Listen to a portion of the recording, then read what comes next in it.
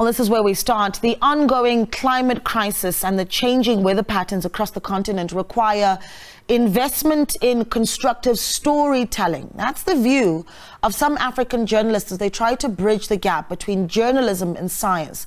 The climate crisis is one of the most pressing issues of our times, yet very few newsrooms across the continent actually have the resources dedicated to giving coverage to the crisis. Well, ahead of COP27, there is a cohort of African journalists who are calling on climate change financiers to allocate more resources to credible storytelling. Let's have a listen now to what they had to say. The rush to skill African journalists with climate change knowledge. From bridging the gap between science and journalism, to exposing journalists to new adaptation and mitigate innovations. Hundreds of African journalists are heading to Sharm Sheikh in Egypt for the COP27 climate talks. Yet despite 26 years of COP meetings, this will be the first United Nations climate change conference for many journalists. Climate change is an alien word in my newsroom. Reporters do not source stories on climate change, and my editors do not even assign stories on climate change.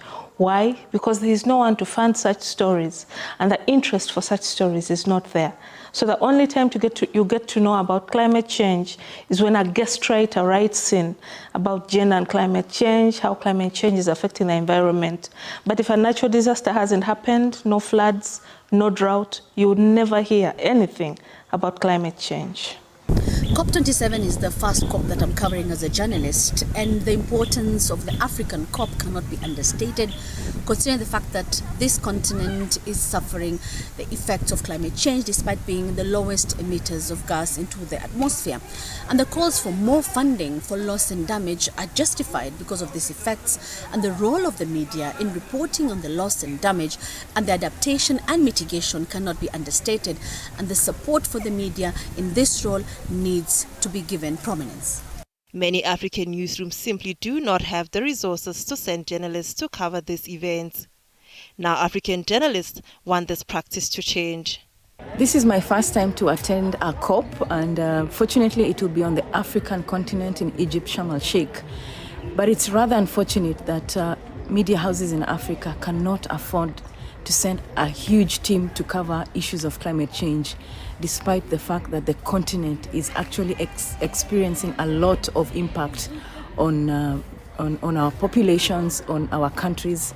And I would hope that going forward we would have a lot of support coming into media houses to help facilitate journalists to get on the ground, to speak to experts and tell stories of climate change. It's my first time to cover COP27, and the good thing this time it's in Africa, so we've got that easy access to the meeting.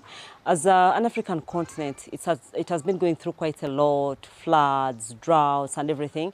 All of the time, these stories have just been told and then they're left on the ground. Nothing is being done, nothing much is being done about it. So we're privileged this time, like African journalists, we are at the front line of covering COP27.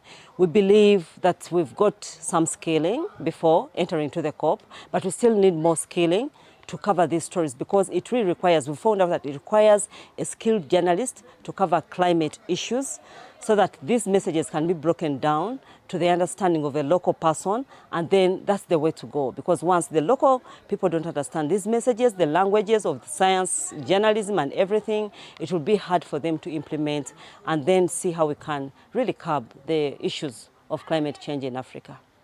The agreement is that all journalists need to cover climate change issues as mainstream as they look to humanity's efforts to mitigate change or adapt to it.